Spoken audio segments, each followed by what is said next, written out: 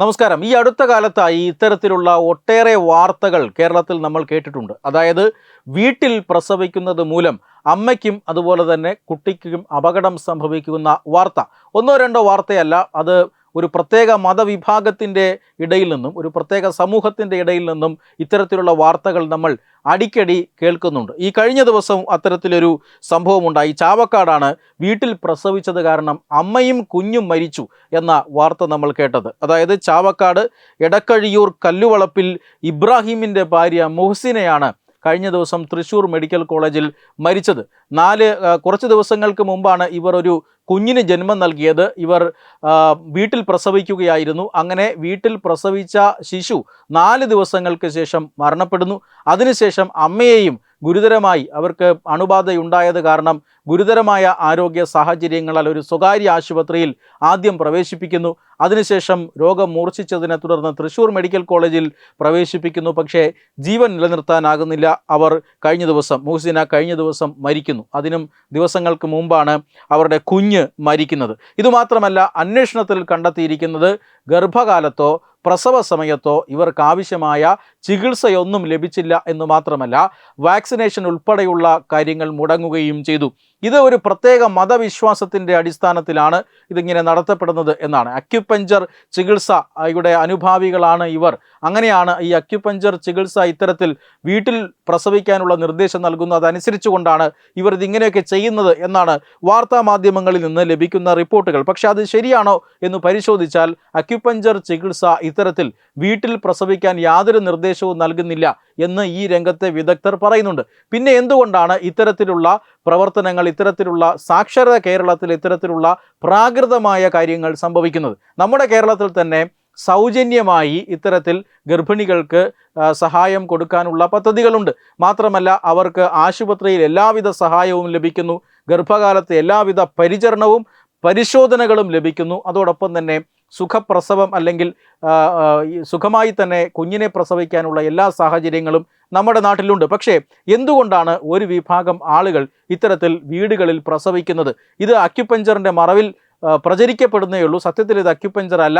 ഒരു പ്രത്യേക മതവിശ്വാസത്തിൻ്റെ ഭാഗമായി, വളരെ പരമ്പരാഗതമായ മതവിശ്വാസത്തിൻ്റെ ഭാഗമായിട്ടാണ് ഇതൊക്കെ നടക്കുന്നത്. അതായത് കേരളത്തിൽ തന്നെ ചില ഇസ്ലാം മത പുരോഹിതന്മാർ നേരത്തെ ഇങ്ങനെ ചില പ്രസംഗങ്ങളും പ്രചരണങ്ങളും ഒക്കെ നടക്കുന്നത് നമ്മൾ കണ്ടിട്ടുണ്ട്. പ്രസവകാലത്ത് സ്ത്രീകൾ, അതായത് അവരുടെ മതവിശ്വാസത്തിലുള്ള സ്ത്രീകൾ, അവർ കൃത്യമായി ആ മതത്തിൽ അടിയുറച്ച് വിശ്വസിക്കുന്നുണ്ട് എങ്കിൽ അവർ വനിതാ ഡോക്ടർമാരെ മാത്രമേ കാണാൻ കഴിയുള്ളൂ. അതും അതേ മതവിഭാഗത്തിൽപ്പെട്ട വനിതാ ഡോക്ടർമാരെ മാത്രമേ കാണാൻ പാടുള്ളൂ. അങ്ങനെയുള്ള ഡോക്ടറെ കിട്ടിയില്ല എങ്കിൽ മാത്രമേ മറ്റു മതവിഭാഗങ്ങളിൽ വിശ്വസിക്കുന്ന വനിതാ ഡോക്ടറെ കാണിക്കാൻ പാടുള്ളൂ. അതും കിട്ടിയില്ല എങ്കിൽ മാത്രമേ ഒരേ മതവിഭാഗത്തിലുള്ള പുരുഷ ഡോക്ടർമാരെ കാണാൻ സാധിക്കുകയുള്ളൂ. അതും കിട്ടിയില്ല എങ്കിൽ മാത്രമേ അന്യമതത്തിലുള്ള പുരുഷ ഡോക്ടർമാരെ ഗർഭകാലത്ത് കാണിക്കാവൂ, അല്ലെങ്കിൽ ഡോക്ടറുടെ ഉപദേശം തേടാവൂ. ഈ അന്യമതസ്ഥരായ പുരുഷ ഡോക്ടർമാരുടെ ഉപദേശം തേടുന്നതും അവരുടെ ചികിത്സയും ഒക്കെ പരമാവധി ഒഴിവാക്കേണ്ടതാണ് എന്നൊക്കെ ചില പുരോഹിതന്മാർ പ്രസംഗിച്ച് നടക്കുന്നുണ്ട്.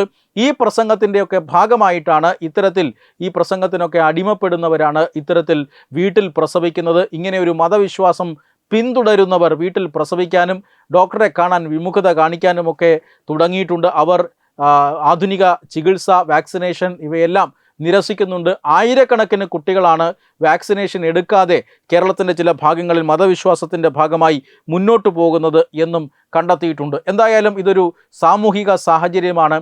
സർക്കാർ അടക്കമുള്ള സംവിധാനങ്ങൾ കൃത്യമായ ബോധവൽക്കരണത്തിലൂടെ ഇത്തരം കാര്യങ്ങൾ ഒഴിവാക്കേണ്ടതാണ്. ഈ മുഹ്സിനയുടെ ചരിത്രം പരിശോധിച്ചാൽ തന്നെ ഇവരുടെ 2 മക്കൾ ഇതിനു മുമ്പ് ഇതേ രീതിയിൽ മരണപ്പെട്ടു പോയിട്ടുണ്ട് എന്നും പറയുന്നുണ്ട്. 3 വയസ്സുള്ളപ്പോഴാണ് ഇവരുടെ ഒരു പെൺകുട്ടി മരിച്ചത് എന്നും വാർത്തകളിൽ റിപ്പോർട്ട് ചെയ്യപ്പെടുന്നുണ്ട്. തീർച്ചയായും ഇങ്ങനെ വീട്ടിൽ പ്രസവിക്കുന്നത് കാരണം കുഞ്ഞുങ്ങളെ കൊലയ്ക്ക് കൊടുക്കുകയാണ് ഇവർ ചെയ്യുന്നത്. അതുകൊണ്ട് തന്നെ ഇത്തരം കേസുകളിൽ വളരെ കാര്യക്ഷമമായ അന്വേഷണം ഉണ്ടാകണം. ശാസ്ത്രീയമായി തന്നെ ഇത് പരിഹരിക്കപ്പെടണം. ഇങ്ങനെ കൃത്യമായ നിയമ നിർമ്മാണം ഇത്തരം സംഭവങ്ങൾ ഒഴിവാക്കാൻ വേണ്ടി ഉണ്ടാകണം. മതപ്രീണനത്തിൻ്റെ പേരിൽ സർക്കാരുകൾ പലപ്പോഴും ഇത്തരം വാർത്തകൾക്ക് നേരെ കണ്ണടയ്ക്കുകയാണ് കേരളത്തിൻ്റെ ഏറ്റവും പ്രധാനപ്പെട്ട ഒരു ശാപമായി ഇന്ന് മാറിക്കൊണ്ടിരിക്കുന്നത്. വെബ് ഡെസ്ക് തത്തുമൈ ന്യൂസ്. HIV അണുബാധ സന്തോഷപൂർണമായ ഒരു ജീവിതത്തിന് തടസ്സമല്ല. HIV അണുബാധയ്ക്ക് ഫലപ്രദമായ ചികിത്സ ഇന്ന് ലഭ്യമാണ്. ഇതിന് യഥാസമയം അണുബാധ കണ്ടെത്തുന്നതും കാലേക്കൂട്ടി ചികിത്സ നടത്തേണ്ടതും അത്യാവശ്യമാണ്. സൗജന്യമായ ചികിത്സയും മാർഗനിർദ്ദേശങ്ങളും സർക്കാർ ആശുപത്രികളിലെ ART അഥവാ ഉഷസ് കേന്ദ്രങ്ങളിൽ ലഭ്യമാണ്. ആരോഗ്യ സംരക്ഷണം ഓരോരുത്തരുടെയും ഉത്തരവാദിത്തമാണ്.